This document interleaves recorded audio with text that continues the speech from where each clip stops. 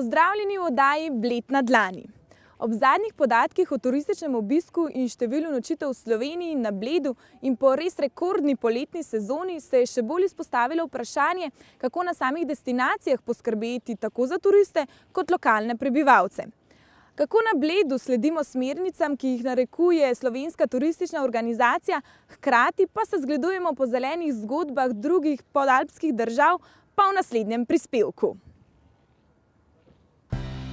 Bled je gostil pomemben dogodek z področja trajnostne mobilnosti in zelenega turizma, na katerem so se zbrali predstavniki občin in organizacij združenih v mednarodnem projektu GEMS. Poleg tega pa je potekala tudi generalna skupščina združenja Alpski biseri oziroma Alpine Pearls. Tridnevno dogajanje je k nam pripeljalo turistične predstavnike iz Nemčije, Avstrije in Italije ter seveda drugih delov Slovenije. Vsi pa so bili tam z enim namenom: izboljšati trajno mobilnost v svojem kraju. Projekt GEMS je en od večjih projektov, ki jih ima naenkrat alpski biseri. In mi smo se odločili za tega, da vidimo, kako rešujejo v Alpah probleme s mobilnostjo. Marsikje vidimo, da nismo najslabši in da se tudi pri nas zelo hitro stvari odvijajo. Tako se na primer na Bledu odvija gradnja obvoznice, zaprtje Blejske promenade, pomemben del mobilnosti pa je prinesel nov sistem izposoje koles Bled Greenways. K temu pa lahko prištejemo še nakup električnih polnilnic. Se pa na občini in turizmu zavedajo, da do popolne izkušnje obiskovalca manjka še veliko. Problem pri nas in kjer zaostajamo, je pa seveda povezava z železnicami in ena pametna povezava z Lesec ali pa z Bleda jezero do drugih krajev v občini Jezero. Projekt jim omogoča, da se od drugih alpskih krajev naučijo, kako peljati privlačne moderne mobilne usluge, ki so prijazne do okolja. Hkrati pa zagotavlja zmanjšanje prometa, ki je na Bledu postal že res velik problem. Za nas je to sjajna stvar, ker imamo zelo omejena parkirišča. Čim manj, da jih pride, koliko rekoče, samo čim manj jih pride z avti. To hočem povedati, ali pa čim več mogoče tudi drugače organizirani.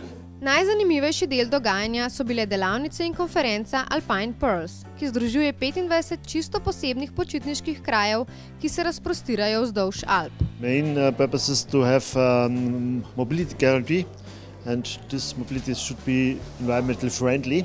Da se je občina Bled sploh odločila in pristopila k temu združenju alpskih biserov, ker menimo, da smo popolnoma enakovredni partner tistim, po katerih se radi zgledujemo, zlasti na avstrijski, švicarski strani, ne nazadnje na južnem Tirolskem in vse tja do Francije. Letos so pripravili celostno prometno strategijo, s katero so začrtali neko dolgoročno vizijo in določili korake, kako bomo prešli od recimo razmišljanj, od besed k dejanjem. Ker smo ravno ob Prešernovi cesti, tukaj pred hotelom Astoria, naj izpostavim, da tudi ta cesta seveda z izgradnjo in preusmeritvijo prometa na severno obvoznico ne bo več tranzitna državna cesta, ampak bo postala mestna ulica. V Bohinju so velik korak naredili z uvedbo kartice Bohinja, ki med drugim gostom in obiskovalcem omogoča popolno mobilnost po kraju brez lastnega avtomobila, se pravi, tu gre že za spodbujanje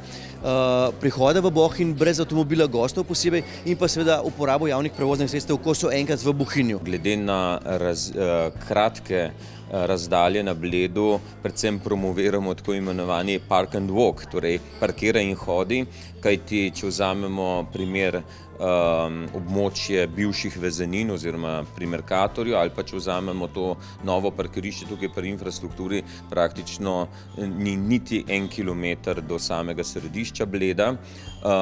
Skratka, to ne bi smelo biti ovira, da ne bi ti ljudje hodili peš. Bodo pa vseeno poleti uvedli neko linijo javnega prevoza, ki bo povezovala bolj oddaljene dele. Pri vsem tem pa oba poudarjata, da gre v veliki meri tudi za spreminjanje navad ljudi. Mi smo vsi navajeni z avtomobilom se pripeljati od točke A do točke B, še posebej, če imamo družine z majhnimi otroci, se najbrž ne predstavljamo kar tako, da bi se recimo odšli smučati na Vogu, recimo pa na Krvavec z javnim prevozom.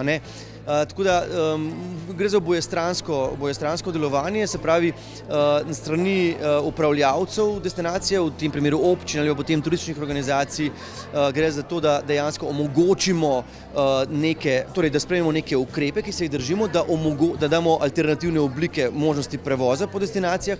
Strani gostov in obiskovalcev pa je vseeno potrebno razumevanje, da s tovrstnimi ukrepi želijo spodbuditi le kvalitetno doživetje.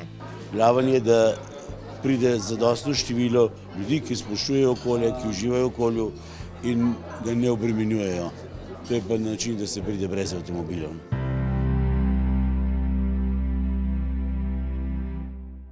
Družabni mediji so eno izmed pomembnih komunikacijskih orodij, preko katerih se tudi turistične destinacije uspešno predstavljajo. Bled sodi med bolj aktivne turistične kraje na družbenih medijih, ki igrajo pomembno vlogo tudi za obisk Bleda.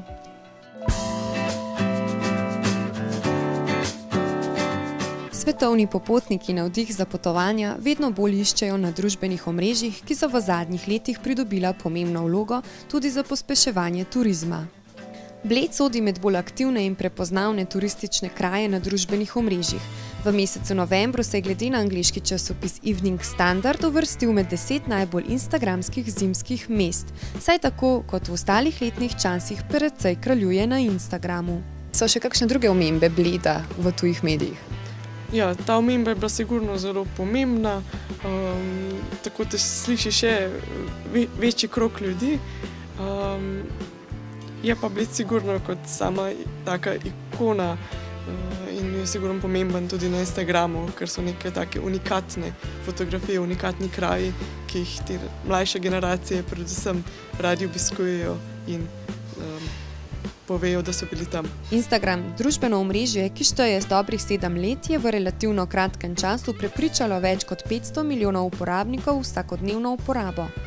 Tudi Facebook je v zadnjih 13 letih pridobil ugled in zanimanje več kot 1,3 bilijona dnevnih uporabnikov. Številke same po sebi govorijo o možnostih, ki jih te dve družbeni omrežji ponujata. Ena izmed pomembnih vlog, ki jo omrežji imata za Bled, je predvsem, ali bodo turisti obiskali Slovenijo, Bled in ostale kraje. Turistka iz Argentine nam je potrdila njuno vlogo. Nos recomendaron en una página de Facebook que se llama Europa por la Nuestra, gente de Latinoamérica que viaja a Europa y nos ayudamos entre todos a recomendarnos lugares, qué sé yo. Y bueno, nos recomendaron acá Bled y bueno, vinimos para Eslovenia, pero no sabíamos que íbamos a venir y nada, muy lindo. Muy hermoso. Para recomendar y bueno, vengan a disfrutar estos lagos, estos castillos. La gente es muy amable, muy buena onda.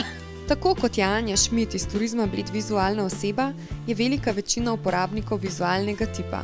Prav zato velja Instagram za družbeno omrežje, ki svojo moč črpa iz inovativnih vizualnih vsebin. Ker čudovitih fotografij Bleda ne manjka, ta kraljuje tudi na družbenih omrežjih. Anja Šmit skrbi za Instagram profil Bled Slovenija in kot pravi sama, je potrebno poiskati vsebine, ki pritegnejo. To pa ni dovolj, potrebno je tudi načrtovanje in povezovanje. Vas zanima, kako vaše fotografije lahko pridejo na Bled Slovenija? Ja, najbolje, da uporabijo hashtag #Bled ali pa nas tagajo, označijo Alfa, pa potem Bled Slovenija, naš profil. Pa pridejo vse fotografije? Je čisto vse ne, delamo pa izbor tistih najboljših, najbolj takih, ki pritegnejo pozornost. In kaj je to glede na Instagram, kaj je tisto, kar pritegne? Ja, po naših izkušnjah je ponovadi res kakšna dobra fotografija, mogoče z drugačnega zornega kota, pa pomembne so kar barve, mogoče kakšen filter, na žalost, ampak Instagram deluje po teh načelih, da je vsaj malo obdelana, da je bolj zanimiva.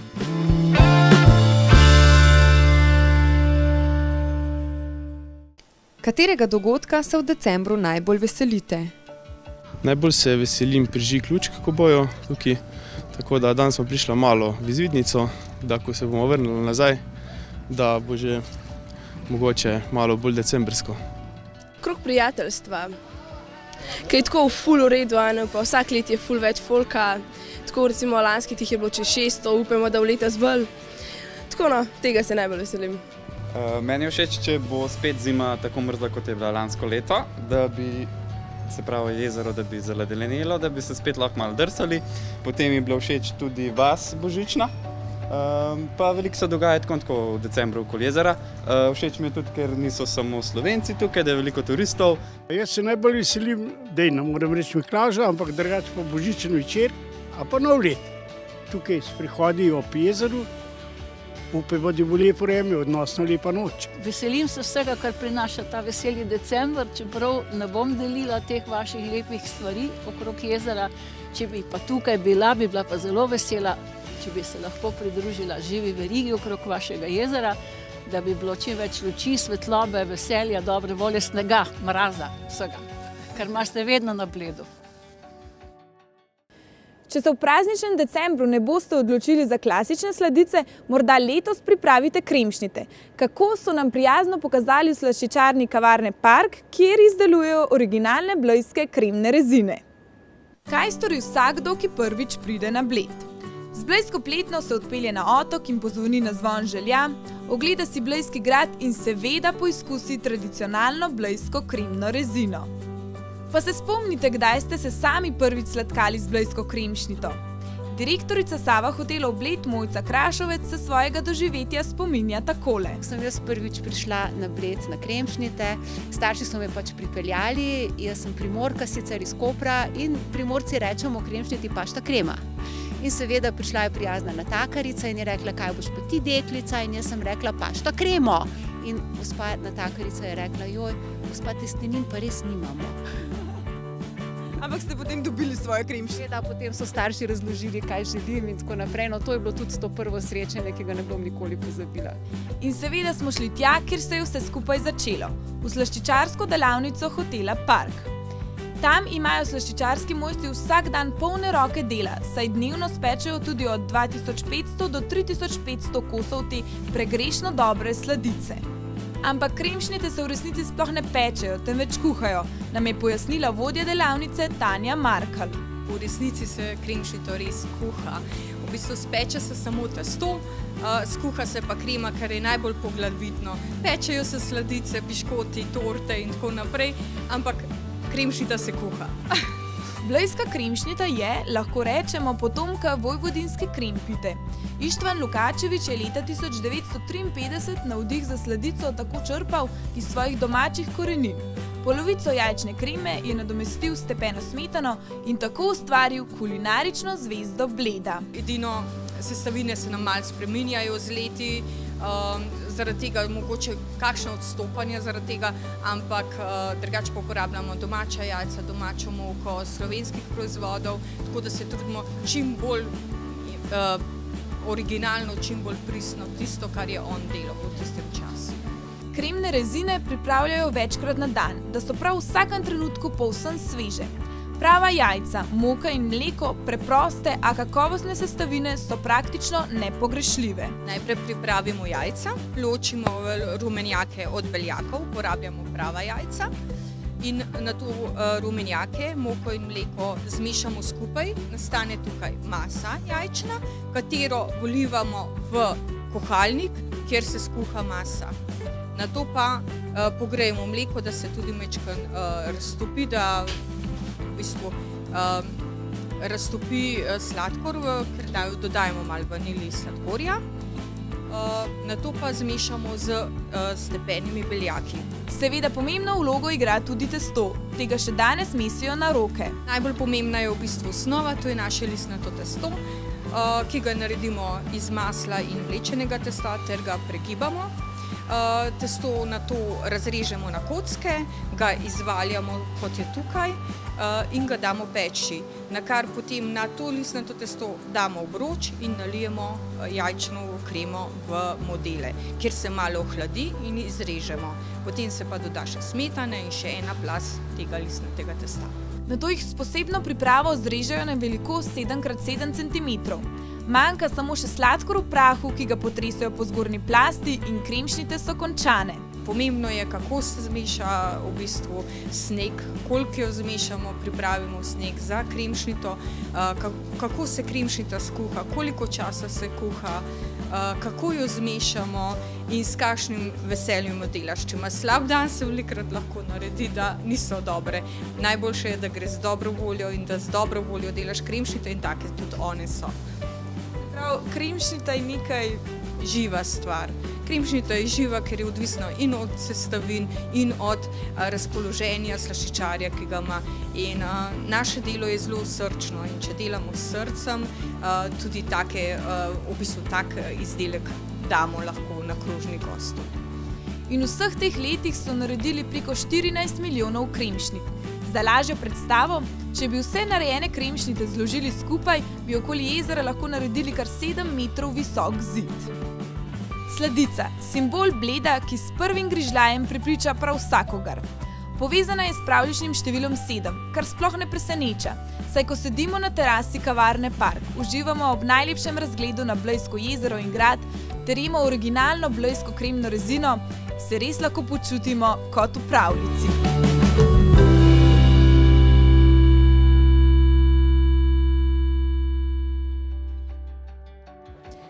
Prispeli smo do konca naše oddaje Bled na dlani. Prepustite se čarobnemu decembru, obiščite dogodke, ki jih bo v prihodnjih tednih res veliko. Želimo vam lepo praznovanje in lahkoten vstop v leto 2018.